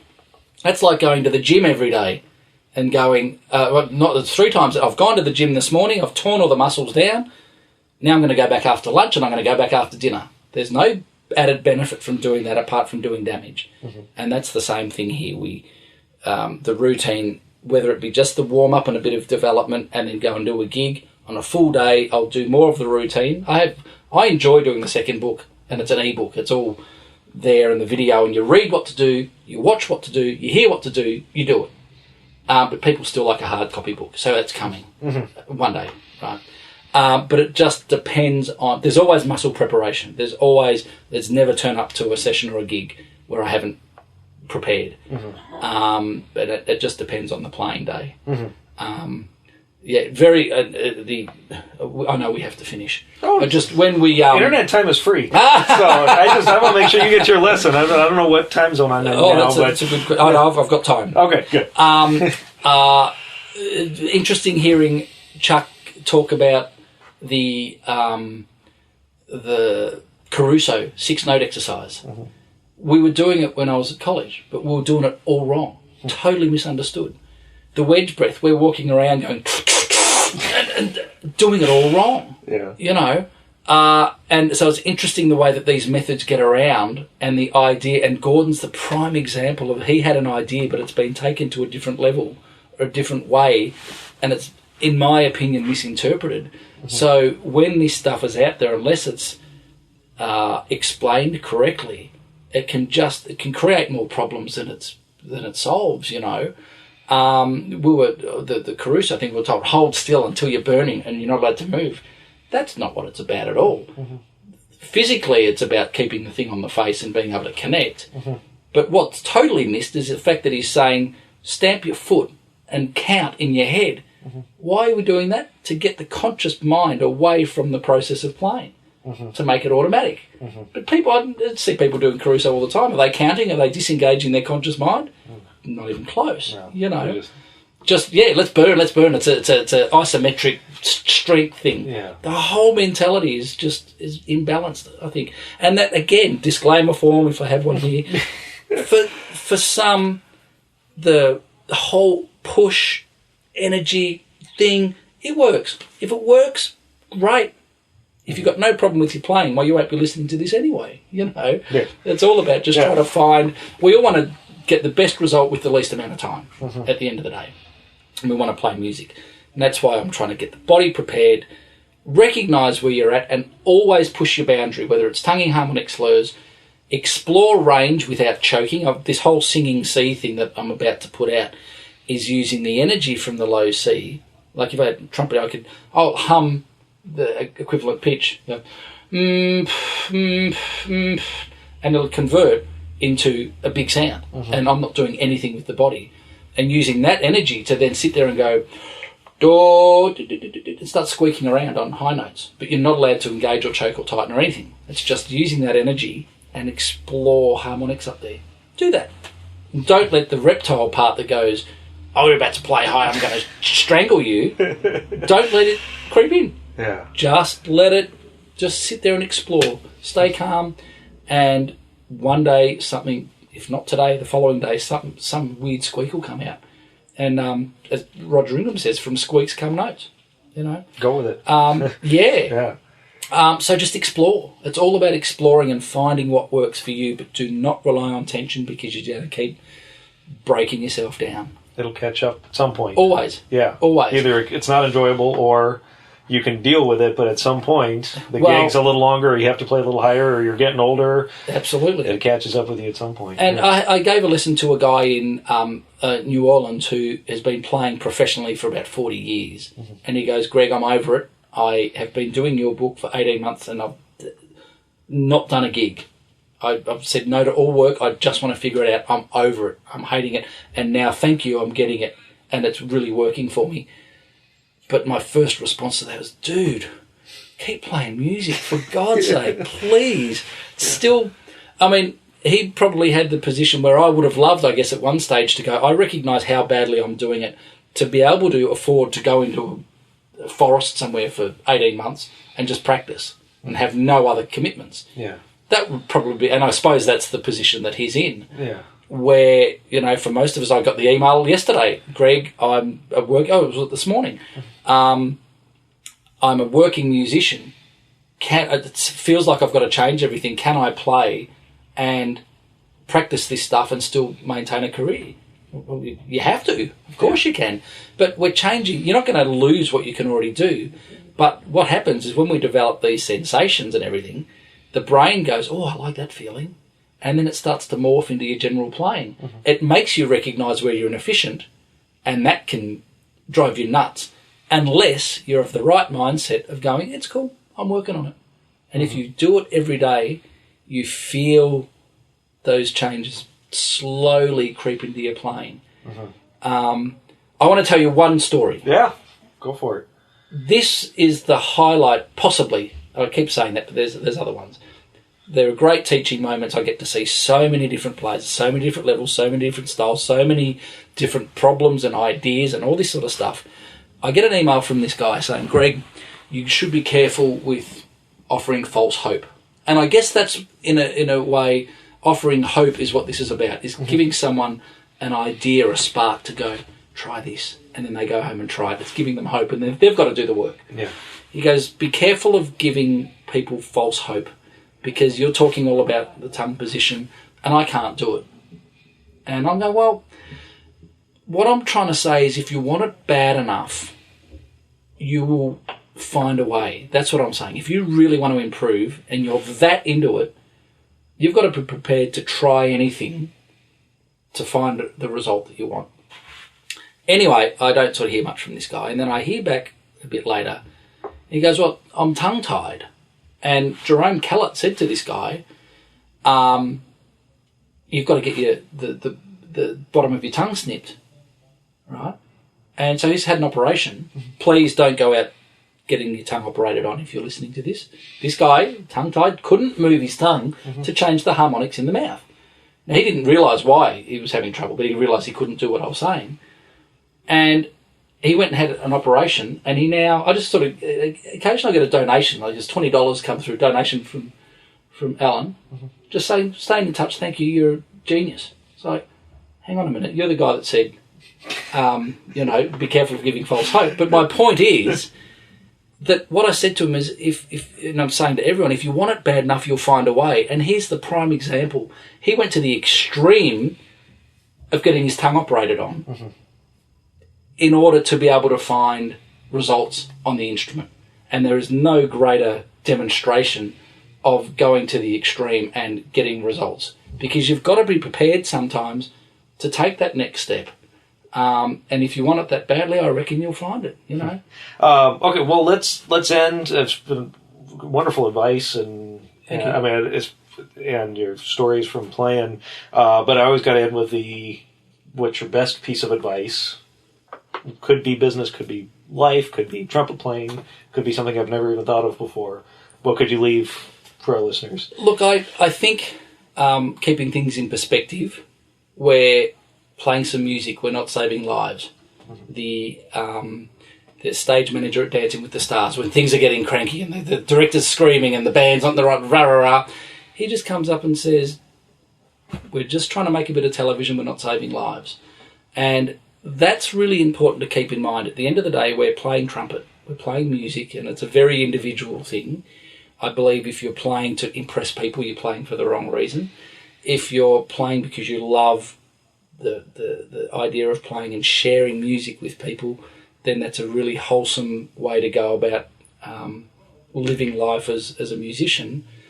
It's being dedicated to what you're doing, as I was just talking about, being prepared if you want to improve to let ideas possibly go, and just being wholesome about what you're doing, being dedicated, enthusiastic, be punctual, be friendly to work with, be professional, do your best job all the time, and then you'll have a long career. Be prepared to do things that you wouldn't have thought. I made a career in Melbourne from playing the trumpet, which is rather unusual, but I do gigs where I dress up in a blooming, it's a suit with lights on it, and there's a laser attached to my trumpet, and there's choreo, and there's a really hip sort of funky track going on with choreo, and every time I play, a laser goes off, you know. So I'm prepared to do some pretty wacky gigs, you know.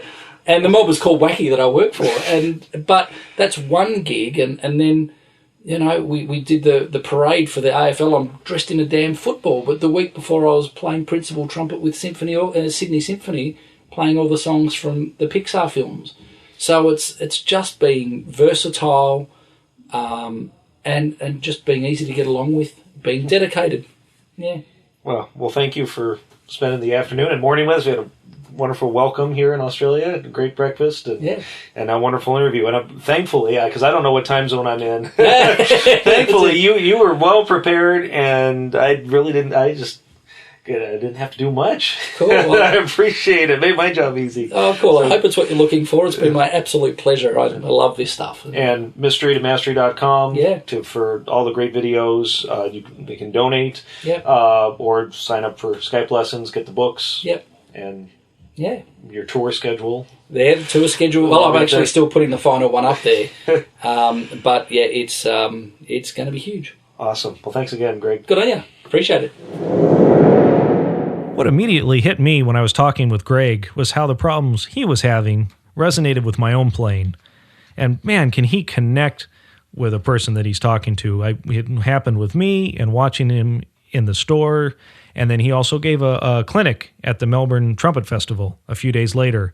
And just seeing him work with a room full of trumpet players of all ages, and everyone came away with something. So it was really neat to see and experience in my own right. So thank you to Greg. He met us, the first person we met after the airport, after Ralph met us at the airport. We went and had breakfast with Greg. Wonderful espresso with him and conversation. Spent the morning with us chatting up. It was at a converted prison, of all things, was where he took us to breakfast. And so it was a really fun place. And then spent the afternoon with Greg, working with him and talking with him, and of course getting the interview. So thank you, Greg, for spending your day with us. It was a real pleasure getting to meet you, and can't wait to see you when you come to the States, hopefully pretty soon. For more information on Greg, you can check out mysterytomastery.com. We'll have the link there on our website at bobreeves.com/27. But if you're feeling adventurous, you can go to mysterytomastery.com. You can book a lesson with him over Skype on the website and learn more about his teaching methods. He has ebooks and print books for sale, but here's the best part. He's got a wealth of information and videos explaining his concepts all for free, just by going to his website. You also have a way to donate to him if you are getting something out of the free stuff, which I was happy to donate to the other day, because I certainly learned from his videos. But you don't have to. If you just want to learn, he puts it up there for you. So again, that's mysterytomastery.com. In September and October, if you're here in the States, Greg will be visiting. He's working on a U.S. tour as we speak. So I think he'll be coming to L.A., hopefully to swing by our shop. I think he's going to Texas to do some work there. But keep an eye on his website, because if you are living in the States, it would be an excellent opportunity to either catch one of his master classes or maybe book a private lesson with him in person instead of over the computer. That's it for episode 27. I'd like to take a moment to thank Howie Shearer for our great theme music, taken from his album of all original tunes, Bopleography, Preston Shepard for his thankless task of making each episode sound good, and Phil Jordan for his original artwork that we use for our logo. All the links that we talk about in this episode can be found at bobreeves.com/27. And a quick shout out to my buddy Stuart in Sydney, who reminded me that he was such a big fan of Bob Reeves Brass and the podcast that he even followed me on Twitter. So hopefully, Stu, you're listening, and can you come up with a good hashtag for this one? I'm not quite sure what to do. Last but not least, thank you for listening. We've got a great lineup of guests over the summer, so keep tuning in every month, and even better yet, you can subscribe in iTunes so you never miss an episode. They get downloaded as soon as they get posted. Now, let's get out and make some music.